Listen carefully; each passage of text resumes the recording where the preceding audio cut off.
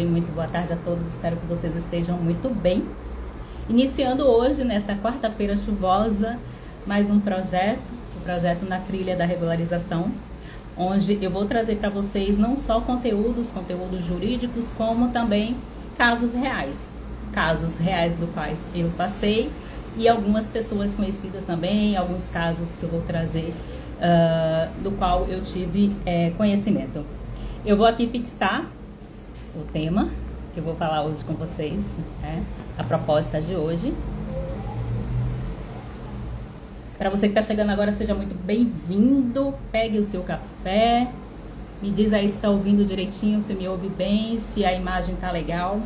Compartilha também essa live com seus amigos, seus conhecidos, seus parentes. E esse projeto pretende, né, dar continuidade, como já informei, trazendo não só conteúdos em si, como trazendo casos reais da advocacia imobiliária, da regularização de imóveis. Temos muitos temas, muitos assuntos para compartilhar com vocês. Então, ok, Rose já me disse aí que está tudo ok, áudio, vídeo, tudo legal. Compartilha também aí com seus amigos essa live, com certeza eles irão aproveitar bastante. Vamos lá, eu fiz um pequeno roteiro. Talvez eu não siga, talvez eu não siga, até porque quando são casos reais, questões que a gente passa, né, no dia a dia, não precisa, né, tá fazendo muito roteiro. A gente tem toda essa informação plena, né, na cabeça, apenas só para organizar o raciocínio. Então, o tema que eu vou tratar hoje com vocês é... Olá, Carlos, seja muito bem-vindo, Carlos. Luciana, boa tarde, sejam todos muito bem-vindos. Então, eu vou tratar hoje com vocês esse tema, o que eu aprendi com uma experiência frustrante com o corretor de imóveis. E assim, espero que vocês não levem em consideração qualquer questão, sei lá, contra o corretor de imóveis em si. Eu vou trazer um fato no qual eu e minha família nós passamos para servir de alerta para vocês. Como eu falei, esse projeto Na Trilha da Regularização, ele vai trazer não só conteúdo, como também casos reais, porque sempre vai servir, né, de exemplo para todas as outras pessoas. Então, vamos iniciar. O que aconteceu? Na época, eu ainda não entendia nada sobre direito imobiliário, ainda estudava, né, era estudante de direito, e minha família tem um imóvel aqui em Salvador, imóvel esse que ainda está irregular, né? Imagine, né? Casa de ferreiro, espeto de pau. E aí, assim, nessa época eu ainda estudante, nós nos mudamos de bairro e a casa ficou fechada por uma época.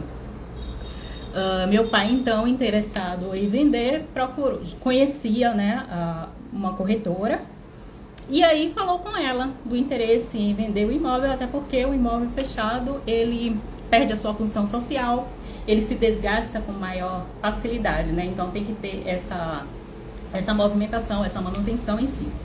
E aí, assim, ele fez essa proposta, conversou com ela, ela se interessou também, e aí deram continuidade. Na verdade, durante esse período, eu não estava presente, eu apenas soube depois que eles tinham fechado o negócio. Fechado o negócio, aí já vai o detalhe. Sem documento, sem contrato, sem nada formalizado. Normal, entre aspas, né? Normal para o que eu acompanho e muitos outros colegas também acompanham na realidade do direito e do direito imobiliário. Mas é algo que a gente sempre chama atenção de que é importantíssimo não realizar, né? Qualquer transação que você for realizar, ela precisa passar por um aval, por um documento, está tudo documentado, está tudo registrado, até para garantir a segurança jurídica das partes. Não quero só dizer que a situação poderia ter lesado uma parte ou outra, né? Mas ambas as partes, elas ficam sem segurança jurídica quando não há um contrato, uma formalização desse processo, de toda a situação em si. E aí, assim, eu só soube depois, né, que ele tinha fechado esse contrato com a pessoa, esse contrato formal, né, detalhe, com essa pessoa. E aí ela se prontificou a procurar pessoas interessadas para visitar a casa, para comprar a casa. E aí vem essa situação. Um imóvel irregular, ele não tem facilidade de venda, né? Porque, se a gente for pensar, isso ocorreu há alguns anos atrás. E hoje ainda assim é uma realidade. Quem tem condições hoje de pagar 300 mil, 400 mil à vista em um imóvel? Pouquíssimas pessoas, poucas ou pouquíssimas pessoas, e principalmente a depender da região do país. E a gente conhece as realidades, né? E aí, assim, levava uma pessoa, levava outra, a pessoa tinha interesse, mas não tinha condição de pagar à vista, e o imóvel, por estar irregular, ele não pode ser vendido de forma financiada. E aí ela trouxe, né, algumas sugestões de regularizar, porque informou, né, que essa pessoa, essa possível compradora tinha muito interesse em comprar o imóvel. Então é aquela coisa, né, que faz parte também da profissão deles, né, em querer agilizar o processo para também não perder a venda, não perder a comissão. Eu entendo, isso faz parte. Mas assim, uma questão muito interessante que eu gostaria de chamar a atenção é a questão da transparência. Eu já peguei a conversa no meio do caminho, ainda era estudante, não conhecia muitos termos, e aí acredito que isso também me motivou a seguir atuando nessa área. Sempre já gostava muito da área, tive a oportunidade de conhecer, de trabalhar em cartórios, etc. Mas, assim, acho que automaticamente essas situações nos chamam mais atenção, e a gente começa a pesquisar, a estudar e a se interessar, principalmente quando a gente passa por certas situações. E aí, assim, ela propôs na época para ele um uso capião. Mas assim, para uma pessoa que não tem um conhecimento, você propor algo que aí eu, tipo, ao longo dos anos, eu estudando sobre o uso capião, como estudo até hoje, a gente percebe o quê? Que nem ela, acredito eu, né, não posso julgar, mas que nem ela sabia o procedimento de uso capião, porque vinham com falas que não tinha nenhuma coerência. E aí eu lembro, eu estava até anotando aqui, fiz algumas anotações, eu lembro que uma época eu perguntei por que está demorando, por que está demorando, por que está demorando. Ela tinha me dito que tinha tido uma nota de exigência. E aí eu não sabia o que era na época, né? E aí eu perguntei. Ela me falou meio assim, eu não me senti segura, e aí a partir daí eu comecei a intensificar meus questionamentos, e a perguntar, e a querer saber. Porque quando ela fez essa proposta, não sei nem se fez diretamente, ela apenas falou: eu vou precisar tudo isso antes de fazer um apanhado da documentação, de fazer uma due diligence, que é algo básico que a gente faz para iniciar qualquer processo, qualquer transação imobiliária. E aí ela falou que iria precisar fazer uma planta e um memorial, mas eu não me recordo da palavra memorial, mas que teria que fazer uma planta para poder fazer uso capião, e que na época custava aproximadamente quase 7 mil reais. Aí prontamente, claro, eu estava interessado em vender o imóvel, me pediu na época, foi bom, porque depois vocês vão saber, porque foi interessante eu ter feito essa transferência, né? E aí assim, pediu 50% do valor. Certo, então vamos lá, pagar 50% do valor para poder fazer uma planta do imóvel para dar entrada no processo de uso capião. Processo esse que nunca existiu. E aí assim, eu começava a questionar, a perguntar, cadê? Por mais que eu não tivesse experiência nem conhecimento no assunto, estava demorando muito. Então qualquer pessoa iria questionar. E aí foi nessa época que ela falou que tinha tido uma nota de exigência. E aí assim, impossível ter uma nota de exigência, tendo em vista que o processo ele nunca existiu. E chegou para mim depois um formulário, uma folha de ofício com algumas perguntas para eu poder responder. E aí foi quando eu tive uma nova oportunidade de questionar por quê. Até as informações que estavam nesse documento, tipo, o nome do meu pai estava errado, e alguns detalhes que eu parei e eu digo, gente, o que realmente está acontecendo?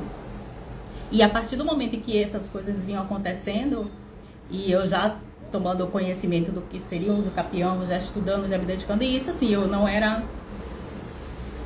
Eu acho que eu estava prestes a me formar ainda, não recordo exatamente, mas eu ainda não tinha, eu tenho certeza que eu ainda não tinha OAB. E aí assim, eu comecei a questionar, eu digo, e esse formulário aqui? Esse formulário está errado, o nome do meu pai está errado. Comecei a pressionar realmente, até porque a metade do valor já estava em mãos. E assim, outro detalhe que também eu entendo que foi também uma falha minha de não ter pedido o recibo, não pedir recibo desse pagamento.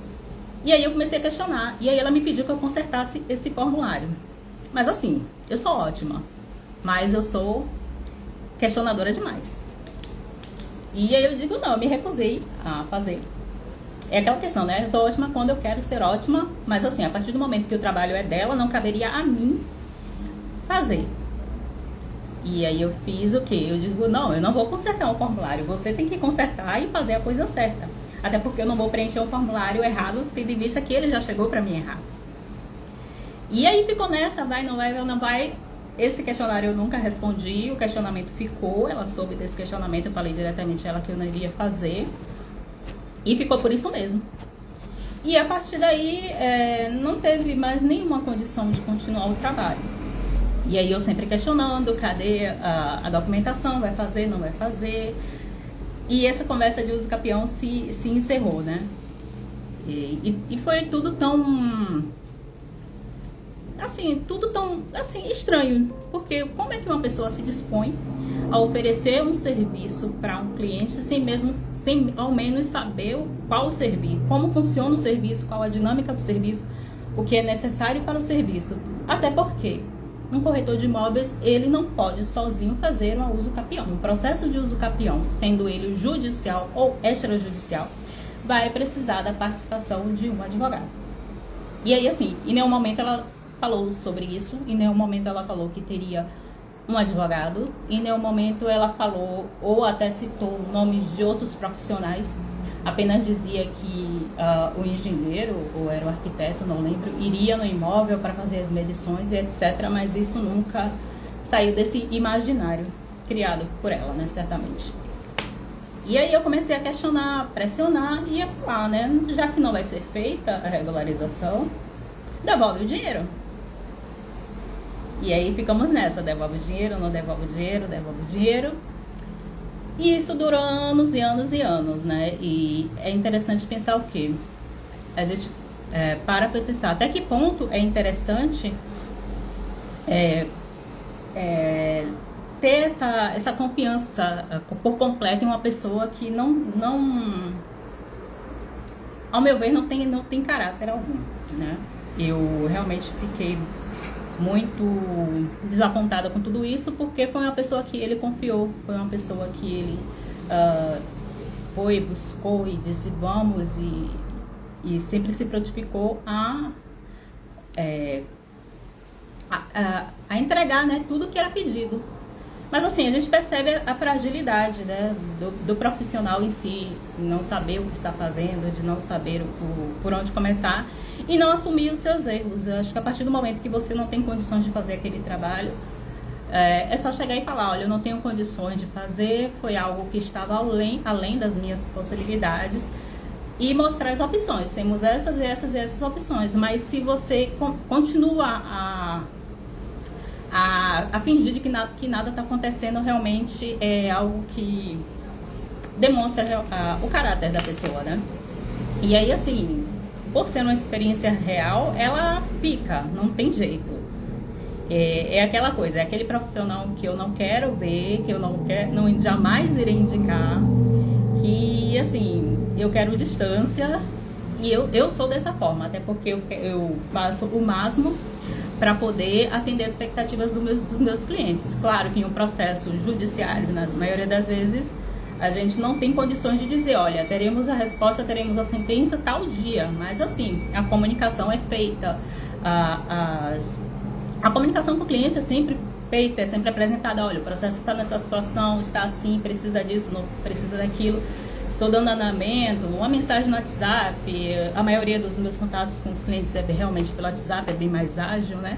E aí sempre trazendo, né, mostrando a verdade, porque não adianta eu dizer que está tudo ótimo, se não está tudo ótimo. Se vier uma resposta ótima, favorável, maravilha, mas enquanto não vem, a gente vai aguardando. E aí, sendo notificado, a gente vai trabalhando no processo, entregando tudo que é possível e tudo que está ao nosso alcance. Mas assim, você fingir que nada está acontecendo é complicado. E ainda achar ruim porque está sendo cobrado é pior. Mas o cobrado que eu digo é a questão do valor que foi pago, né? Esse valor que foi pago, ele não teve um recibo, não teve um documento, não teve nada. Apenas o extrato bancário, que foi através da minha conta. e umas anotações que eu tinha feito em um papel, que eu tenho, acho que eu tenho esse papel até hoje guardado.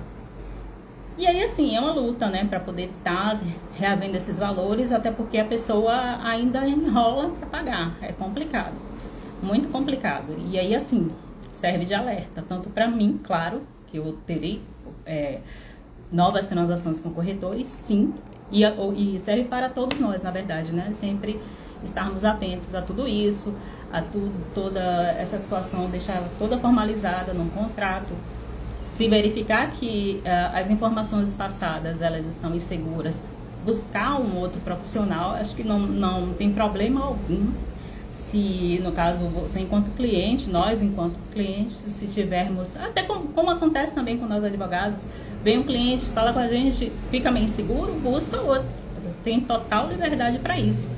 Mas assim, o que não pode é deixar, né, a situação e correr dessa forma. Sem um contrato, sem formalizar a documentação, sem pedir recibos, sem nada que possa, a qualquer momento, se tiver alguma eventualidade, a gente poder apresentar, poder justificar. E aí eu fiz realmente questão de trazer esse assunto, por quê? Porque eu acompanho processos que estão até hoje no judiciário por causa de situações semelhantes, ou de um contrato mal elaborado, ou de uma situação que não teve contrato. E aí, assim, são questões que, querendo ou não, demoram muito mais. Por quê? Porque em certos momentos a gente não tem condições de ingressar pela via extrajudicial. Exemplo, fazer um protesto, por exemplo, né? Por quê? Porque a gente pega um contrato e verifica que ele tem muitas falhas, muitos erros que impedem essa possibilidade. E aí a única possibilidade é o quê? É ingressar no judiciário com o que se tem, tentar buscar novas provas, tentar buscar testemunhas, e aí realmente tudo isso, toda essa fragilidade, ela faz com que o processo demore ainda mais. E aí, assim, eu fiz questão de trazer essa informação, eu pretendo trazer esse projeto, ainda não defini se semanalmente, quinzenalmente ou uma vez por mês, mas para sempre trazer não só conteúdo, como eu já trago normal no Instagram, mas trazer também a realidade que a gente acompanha, que a gente vive do direito imobiliário. Se quiserem também participar com alguma pergunta, algum questionamento, fiquem à vontade, né? Mas assim, é muito importante, né? A Jaqueline fala a verdade, realmente a Jaqueline é bem complicada, e quando a gente passa pela situação é que a gente sente, né? E a gente vê que qualquer pessoa, né, pode passar. E aí isso me fez muito mais, acho que me deu mais empolgação e mais força para poder estudar, para seguir nessa área, para estudar sobre direito imobiliário, para poder me dedicar ainda mais. Eu sou aquela rata dos cursos, né? Estou sempre fazendo um curso, estou sempre tentando aprender um pouco mais, e é muito bom estar aprendendo a cada dia. Mas acho que tudo isso me motivou ainda mais. E aí, assim, a gente sempre acha que nunca sabe, né? Sempre estudando, se dedicando, mas assim, quando a gente passa pela situação é que a gente sente. E aí é aquela coisa, eu não quero que o meu cliente sofra o que eu sofri. E aí eu vou tentando ao máximo me aprimorar. Já vai ter mudanças também, né? Da Usucapião, já tá vindo algumas mudanças, e eu já estou alerta para poder já estudar, já me adequar a tudo isso, para poder sempre trazer informações atualizadas, conteúdo de qualidade para todos que me acompanham. Se quiserem deixar algum comentário, alguma pergunta, se quiserem participar também, fiquem à vontade. Esse bate-papo vai ser uma coisa breve, assim, só para trazer essas informações, mas fiquem também à vontade para perguntar. Eu acho que desse roteiro que eu fiz eu não segui, mas eu já falei tudo, né? Porque é exatamente isso, quando a gente passa pela situação, não precisa de roteiro, já está tudo na mente. A gente só tenta organizar as ideias. Certo, obrigada, Dr. Carlos, parabéns, obrigada. Faz mais lives como essas para informar mais sobre direito imobiliário. Farei sim, certo, Jaqueline? Combinado. Vou até também depois deixar uma caixinha para vocês deixarem sugestões de temas, né? Porque eu quero mesclar, trazer tanto conteúdo quanto situações reais, para que a gente possa entender, para que a gente possa verificar, olha, tá começando a acontecer isso aqui comigo, ó, vou me alertar, vou anotar as dicas para poder ficar alerta, para que essa situação não se configure para mim também. Olá, Elaine, seja bem-vinda. E aí, assim, se vocês tiverem algum questionamento, alguma pergunta, E assim, eu consegui, né, só finalizando, eu cheguei a fazer um boletim de ocorrência, pressionei bastante a pessoa, e aí assim, uma pressão à pessoa, pressões às pessoas que a cerca, né? E aí conseguimos, a muito custo, os valores, o valor que foi pago, houve a devolução, né? Porque realmente eu fiquei no pé, porque não pode, né? É algo que foi incorreto desde o início, e aí teria, né, que ser resolvido, né? Acho que de uma forma ou de outra seria resolvido, e eu consegui resolver. E fica aquela questão, né? Eu digo, gente, como é que a pessoa consegue deitar no travesseiro e dormir tranquilamente?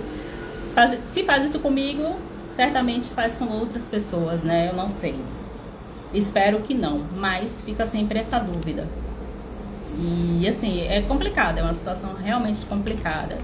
E são pessoas que realmente eu não quero, eu não quero ver nem pintada de ouro. Não quero, eu excluo completamente da minha convivência. Deixa eu ver se tem mais alguma informação que eu não falei.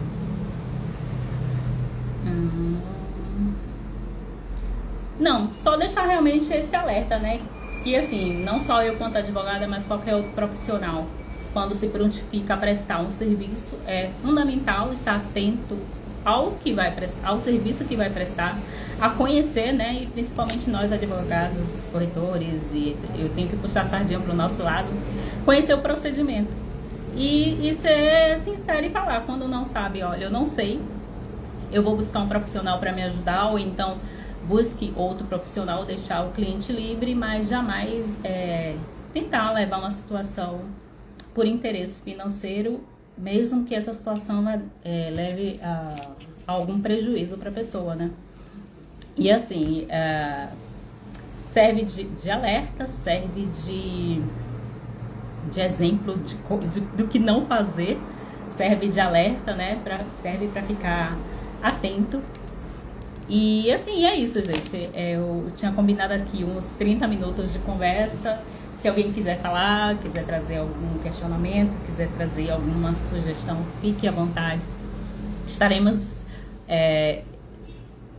em breve com nova, né, edição das, eu ia falar quintas regularizadas, que tínhamos também as quintas regularizadas, que fica na mente, não tem jeito. Mas a trilha da regularização. Então, a vocês que estiveram presentes, muitíssimo obrigada. Até a próxima. Tchau, tchau. Boa tarde.